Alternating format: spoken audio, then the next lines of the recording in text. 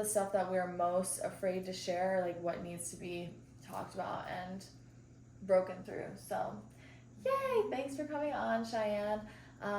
So I thought it was really extremely an important task to bring Cheyenne on this podcast because of the vulnerability that she's had with me from day one, and I felt like I got the permission to also be vulnerable with her from the very first time we hung out, which was over lunch. And so I met her through my old trainer who she was dating, and she reached out to me and we hung out, and our first hangout was like 4 hours of just conversating about like our inner child and like all this crazy stuff. This podcast is going towards vulnerability like it never has before, because even though it started off as simply being like, that is what it was meant to be, vulnerability, authenticity. Yes. But I was not meeting myself in a vulnerable space a lot of the time, even though I was doing my best to express where I was. Like, I just wasn't really being honest with myself in the ways that I am now. So having you here now is perfect for this new wave of this podcast. I think it's really cool to know that how long you've been doing this, and that it does take time, even with yourself, to be vulnerable, to learn that it's okay, that you're like safe to fully express yourself. Like, yeah. So to even admit where you're at, right? Because sometimes that's hard, like on camera, to admit where you're at, like. Yeah, and that's where the breakdown of the shame. So we all have shame towards doing that because we're like, oh, I'm shameful of this part of myself. Like, how could I ever share it with the world? So then our brain puts it into this space where it's like taboo or like whatever it is. So then you form more shame around it. But then when you break that free and you share it with people, then you're telling your brain and your body that it's okay to share this. Even if other people might judge it, like, because you accept it within yourself, the way that you can prove if you accepted it with yourself is sometimes to just like share it with the crowd, because that's when you see like, oh, am I still holding this embarrassment around where I'm at, you know, is like how it makes you feel sharing it. Because if it's something you're proud of, a lot of times you're like, woo, I want to tell everyone, you know. So yeah, I just feel that super is a really good way to now. test yourself. You're right. Yeah, okay. If you're willing to share it with multiple other people, like in one space, I'd say that you really worked through that shame, fear, guilt, whatever it is that you were holding on to. 100%. And honestly, I'm so glad it's coming up right now. Yay! So thank you so much for coming, because this is like, this whole intro is to kind of bring in this awareness towards the fact that it takes a lot to like put yourself out there. And so I just appreciate that from the beginning you were super down, and like we've been talking about this in such a vulnerable way and talking about things that we really think our soul wants to share with the rest of the world. So yes. And now I'm going to let Cheyenne introduce herself to the audience. Yes. Hi everybody, I'm Cheyenne. I am a Reiki master. You can follow me at High Diamond Reiki Instruction. I am hosting another Reiki Circle coming up August 24th at FemX at 6:30. So I hope to see you there with my beautiful friend Maddie and Ciara. Fiorda and I met through an ex-boyfriend, and he kept telling me how great she was and that I needed to meet her, that we would really get along. But it was just like, you know, a weird thing that he just kept bringing her up. And I guess it made me feel insecure. I just didn't understand. And so I decided to reach out to Fiorda and get with her, and we ended up talking for over 4 hours at a coffee shop about so many things. But I just was clear with her that literally I had a hard time wanting to reach out or meet up with her because of how he made me feel, like insecure. I don't know. It was just a really weird thing, and I recognized it within myself that I, like, from the time I was a small girl, that I was kind of taught to like keep other women at a distance, right? Like, they're not safe, you don't trust them, other women will screw your man, or, you know, basically backstab you, right? Like, you can't tell them your deepest secrets because, I mean, who knows who they'll spread rumors to. And Exactly. Like, it just, all of these things. And so I'm so glad I met up with her. We had such a great time freaking talking. And I think since I was willing to be vulnerable with her, like, that's what caused us to have such a long conversation. Because then she was willing to be vulnerable with me. And where I'm at recently, like, I went through a breakup, and what I've really realized is how important it is to lean on your friends, to be vulnerable with them, because if not, like, you're not going to receive the support you need. You're going to be going through things on your own. And how can we practice vulnerability in our intimate relationships if we're not even willing to do that with our friendship, our friends? And so, and if it's funny because I feel like I have friends that I've known for a long time that have seen multiple versions of me and have loved me deeply. And so it's interesting to be at the age I'm at and to feel like, wow, I'm still learning things about myself. I'm still like figuring out different ways of showing up for myself and allowing other people to do the same. Yeah, I really love what you said there, and the reason why I think we also stay away from being vulnerable with anyone is because we're not continuously training ourselves to do so, because in our everyday life, we're in work or wherever we are, we're being something that we're not, even if we are partly that thing that we're performing at work, we aren't showing these other parts as much. And I noticed that, like, you know, I'll be in a bad mood, you know, during my clinic shift, and it's not like I'm over here like sharing with everyone what's going on in my life. I know that we don't need to talk about my life there because we're talking about patients, so I just put it behind, which makes sense. I'm not saying that I need to sit there and like cry about my life with these people that are at work, but it shows that in those moments we are just trained to shut the fuck up and not really share what's up. And so then we're expected in these other relationships, whether it's friends or intimate partners, to then be able to show fully ourselves and yet not show these ugly parts, because these other ugly parts are going to push them away. But somehow we're supposed to know which parts are safe to show. You know, there's just like so much that we need to unpack as humans. When you were talking right now, I was thinking that that like in those social situations, like in work or anywhere, we're only allowed to show parts of ourselves. That, you know, when we do experience something like maybe deeply emotional or traumatic or whatever, a lot of times we will kind of just keep those things to ourselves in those moments, and then we say like, okay, when I go home I will process this or let it go or whatever. But I don't feel like that happens, right? I feel like whenever we don't take the time to honor ourselves in the moment and be vulnerable in the moment, because ultimately showing ourselves in a public place like that, being vulnerable and like sharing an emotion, which crying or something of that nature, would be intelligent, because then we wouldn't be closing off from ourselves. I feel like we're really not even doing a disservice to other humans, we're doing a disservice to ourselves by not showing up and being vulnerable in those moments. It's almost like reiterating to ourselves that it's not okay to feel, and it's not okay to release emotion wherever you are, whatever you're doing. And so we end up walking around with these energies kind of stuck within us, because not a lot of us have the tools to go home and figure out how to release that, right? And really honor our bodies again, and then make sure we know that it's okay, that it's safe to feel wherever we are and whatever we're doing. And I believe that like this is why sometimes like in very traumatic situations like a car accident or something, say that, you know, you got hurt in the car accident, maybe not even really that badly, but of course they're going to put you on a gurney, right? And they're going to strap you because they're going to take you in an ambulance or whatever. Unfortunately, in those moments, they're kind of pushing your body to do something it's not ready to do, right? And maybe in that moment, it needed to sit in that car and like release, right? Maybe it needed to process whatever it was before it started moving again, right? Before it was strapped to a gurney and couldn't move. Because I know that like shaking, moving violently after something happens like that can really help you release that incredibly traumatic energy that's trapped in your body. Yeah, they talk about that in craniosacral therapy, where like shaking actually helps not put that trauma into your limbic system. Like you're almost able to skip that state, right? Yeah. And you're able to like get it out of your body so that it's not stuck somewhere. Wow. And that just brings me to something that actually just recently happened. In this relationship I was just in, it kind of just suddenly ended with not a lot of words exchanged, and it felt very much like an abandonment wound, honestly, being triggered from my childhood. And it happened like a few months before the breakup happened, where like he left and then came back.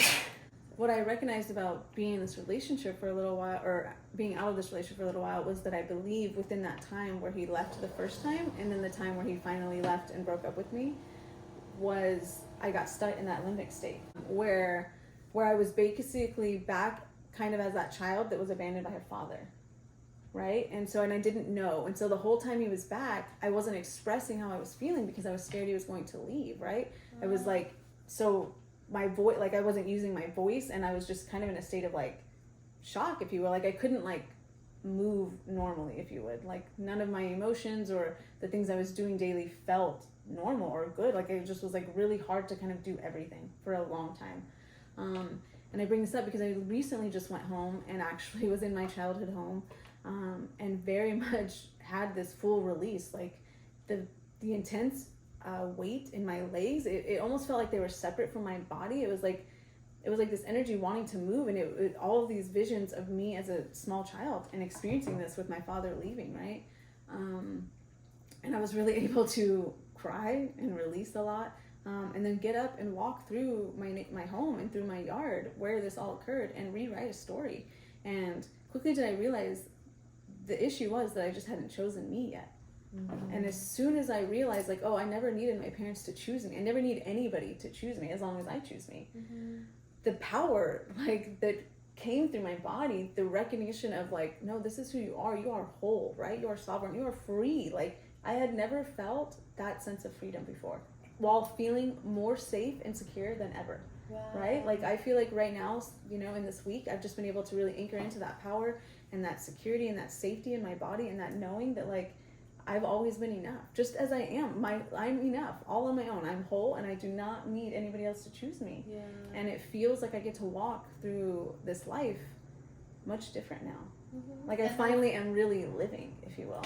Yeah, that's really beautiful that you shared that, because in terms of like where your body is at and the feelings that you're getting through these traumas, then it shows that you can rewrite that story, and like you don't have to live in the trauma forever. Yes. So. Yeah, it's really cool. I was really grateful that in that moment it was like I just all of a sudden had that idea, like, oh, I can rewrite this story. This is my power. I can take this back. I don't have to carry that same pain I've been carrying for what, like 20 something years. Like that like the weight is just gone.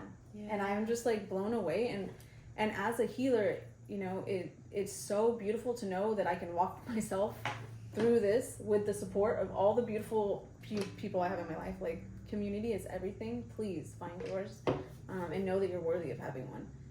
And because of that, though, like, you can basically be whoever you are and be whoever you want to be if you choose to just feel the pain.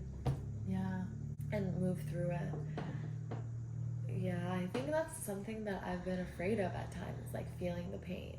And like, I think for the first time in the past couple weeks, I've really surrendered, and that's something that I feel like helps if you are going through something or not being able to release something from the past. Like, just knowing that everything always brings you to the next step that you're at, and like, none of it would have been the way, this is so cheesy, like none of it would have been the way it is if you hadn't gone through it in the exact way you did. So even if it's cheesy, like, you need to hear it one more time from me. Yeah. And you just literally have to practice intense gratitude for like every moment that you thought was like unbearable or super hard, or you're just like, why does this have to happen, right? Yeah.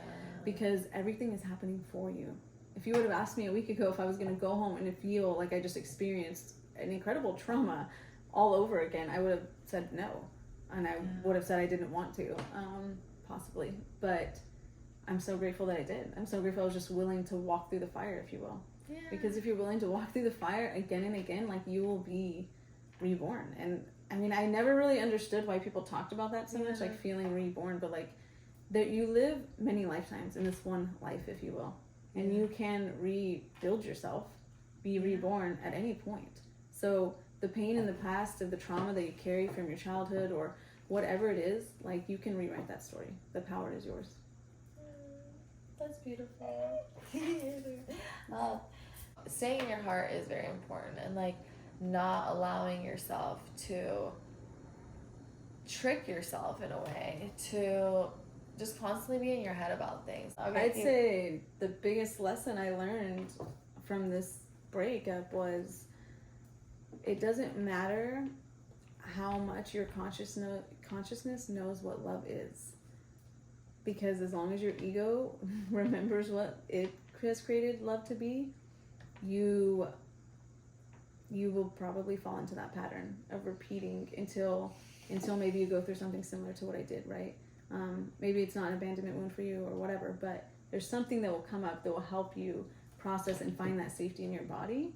But until then, it doesn't matter what your heart really knows or your consciousness knows, because the ego has a narrative and it is the driving force in your body.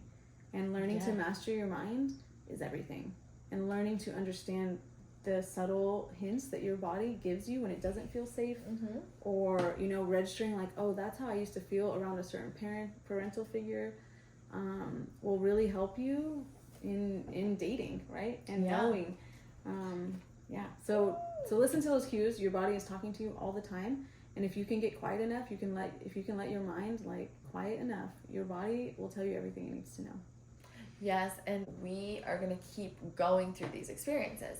And a lot of times, we're going to think that we failed, because we're going to be like, oh, well, it didn't go the way we want, or whatever it is. And, like, the thing is, sometimes we, like, figure out that we want to keep working with this person, even when there's hardships. And then another time, it's like, hey, we need to separate and do our own work.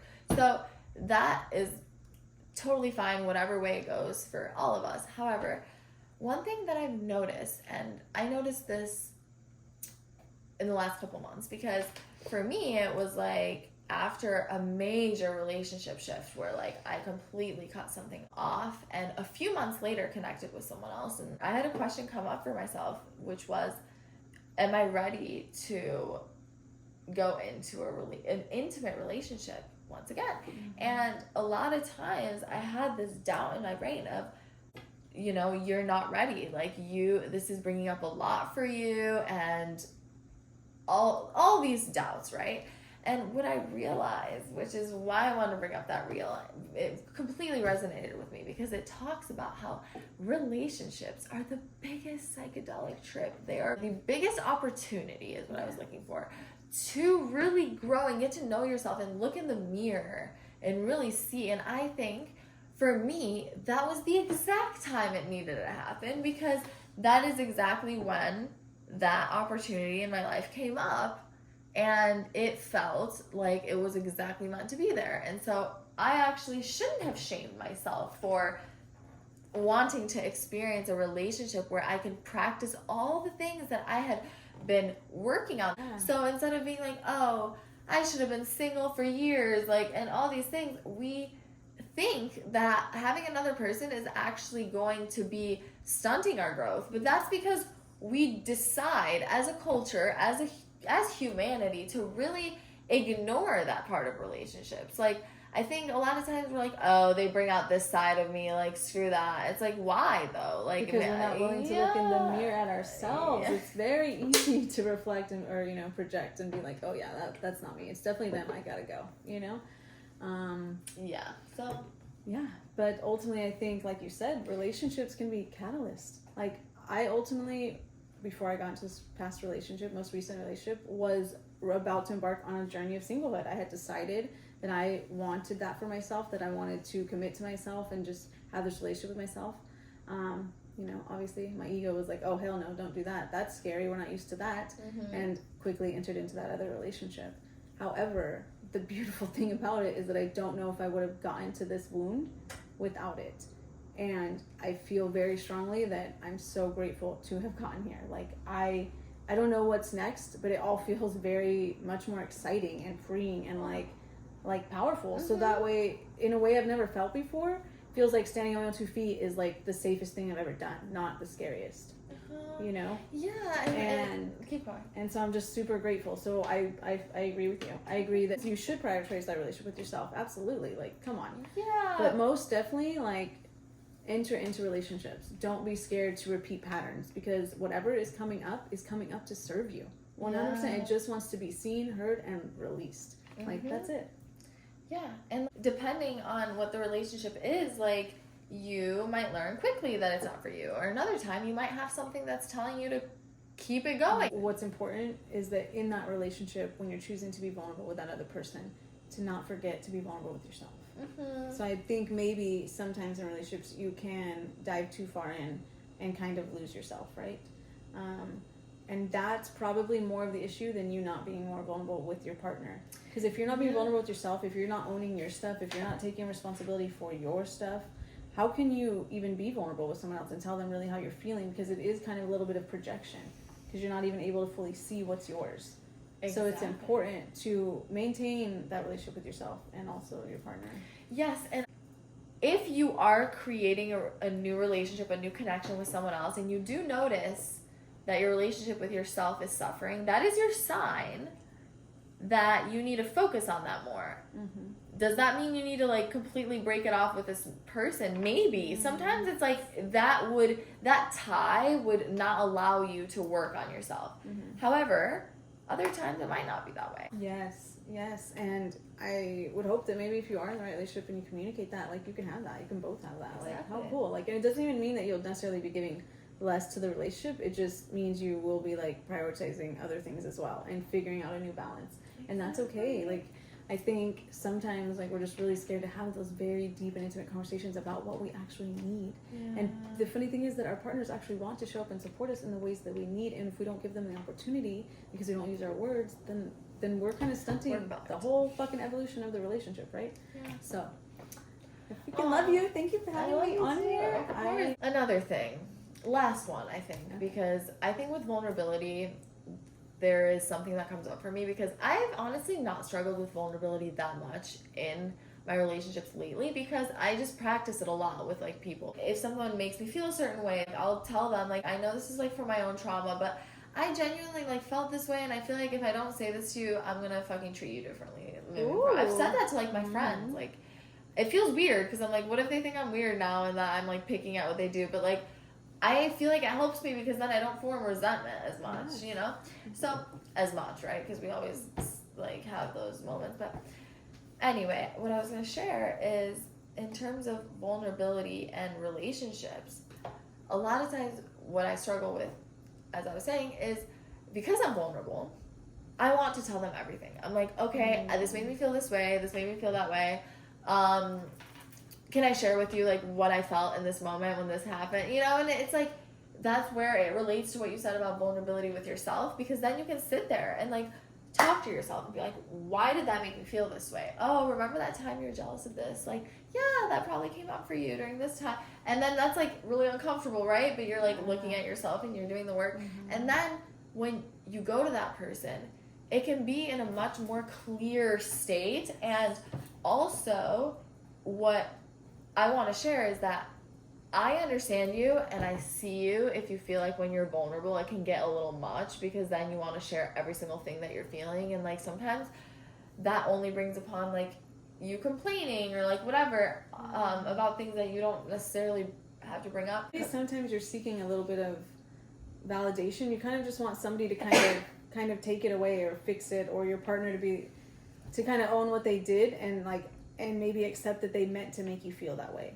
And that's really not true, and that's not fair to really put them in that position, right? Because most of the time they did not intend to make you feel that way or do anything, like, especially if it brings up an insecurity. You know, most of the time our partners, I don't believe, are out there like, oh, I'm going to push her buttons today and make her feel less worthy. Like, no, you know, it's something that just happens. It just happens, no effort, you know? Like, it just... you know, but like, no, but yes. And what I've told myself lately that helps, I don't know how long I'm going to believe this, because, you know, I might be struck with some kind of trigger that I won't be able to handle as well. But for now, what I really have come to embody is the fact that I'm going to allow my partner to do what he does. I'm not going to micromanage. I'm not going to judge whether he does something that I don't fully understand, because I trust that this person is in my field right now and wanting to spend his time with me. I trust that that means that I am meant to be in his field too. So instead of worrying about whether he's going to do this thing or do that thing, I'm like, okay, I'm going to put him in the arena, right? Like, let him do his thing, so that what I realize they do or don't do, right, that shows me the person that they are. And then I actually know who I'm with. A lot of times the reason why we fear so much of the person that we're with is because we put things up when we set boundaries that the person needs to follow, that brings upon fear and like very confused energy of like, okay, this person didn't do these bad things because I told him that if he did, I would break up with him, right? So then you don't know if you. So you're worried. You don't know if you know your person, right? It's like more of a performance and not who they are because you've already expressed all these things and now maybe they feel they have to act a certain way. Exactly. But if you let them, then you figure it out. But we set these boundaries because we're like, oh my God, I like this about you. We would be perfect together. My family would love you. Oh my God, I'd have the cutest kids. You have all these things, so I can't dare lose those things because then I'm going to feel sad that I lost all these things in my life. So I'm going to make sure you don't do these horrible things because I told myself I would never be with a person who did that stuff. Right? But if we really love our person, which I've realized like what love really feels like, then it's like, dude, you don't have such high expectations in terms of they need to perform. You have high standards of like the energy you want around you. You don't want someone who morally just doesn't have it together. But like things that just slightly make you insecure, you would not judge someone because of that if you really love them, right? So I feel like really like tuning into what it is that we're setting boundaries around and why we're trying to protect ourselves before anything ever happens instead of allowing things to happen as they want, and then you really figure out who's meant to be around you, right? Do you think that anytime like we're having a judgment, like where does that come from? Do you know what I mean? Is that because we like feel that way about ourselves some way? I think partly. Not just the way we feel about ourselves. This is just what I've like you said, because you feel people. Like you almost like need to have some sort of control or whatever around your person because you feel like you can only necessarily love them if they do so many certain things, right? That because means if not, barriers. you feel like you have to let go. Mm-hmm. Yeah. That maybe you hold these judgments because you're like, well, I wouldn't have done that. Or like, yeah. Right? Like you think somehow they know what you expect and that they'll just be better, you know what I mean? Like, so then the judgment is just like underlying. 100%. And also like your past experiences. For me, in past relationships, I've felt that I've experienced judgment towards the person and their past. One, because morally I did not feel safe, right, around this person because of certain things from the past. So that's one reason I think we judge, is when we're like, whoa, that is like a universal not, you know? And even those things you can kind of break down and be like, is it universal or is it a cultural thing? One. Two, I think we judge because we have parts of ourselves that we've suppressed and we've told ourselves, don't worry that I suppressed you because it's not okay to do those things. So then when we find someone that we love and admire and they're going to do these things and we're like, fuck, like, I thought it was so bad. Why did this person do it? Like, okay, then they suck for doing that thing. Okay, I see. And it always comes down to a you thing. Yeah, it is. And it's like a suppression of some kind. Too, from like the way we're taught as kids, right? Like, that's not right, this isn't right, that's wrong, or whatever. So then we, like you said, build this like shame and guilt around those parts of ourselves, so we suppress them. So then anytime anybody does something that we think is, should be suppressed or not seen, we're like, oh wow, like what's wrong with them, right? Yes. And then another thing which also stems from us is misunderstanding, like not understanding something, like a cultural thing. Themes of this podcast: be vulnerable, accept yourself, finding your why. Why are you living? Like, for me, I don't know exactly why I'm living, but my reason for like being and like why I want to continue being is like to really help be a mirror to people and to really help see myself through my experiences with others. And that's why I'm vulnerable, because I've realized that that's the only way to do it, because when I'm not, then I'm only attracting people who are attracted to the surface level of me. Thank you for being here. So much for having me. This is amazing. I'm super grateful. It feels like we could always just like talk forever. So I'm looking forward to do this again. And I'm here for all of you. So follow me at High Diamond Reiki Instruction. Yeah, I feel like going to the events would be the best like way to really the connect Reiki and like circles. and the sound healing and everything that goes on there. Thank you. It's Of such a course. beautiful experience. I hope It you're gonna is. be at the next one. Yeah, that one like completely transcended me. Like I felt each chakra. Incredible. I'm so glad you had such a magical experience. Yes. So we look Thank forward to you. seeing you there. Yay! Thank you for coming. I love you, and love you. I'm so happy to be here. It's like it's the coolest little feeling to just like keep recording and documenting my life. Like this is like my journal. You guys are listening to my journal. I love you, Love Simply you. Being.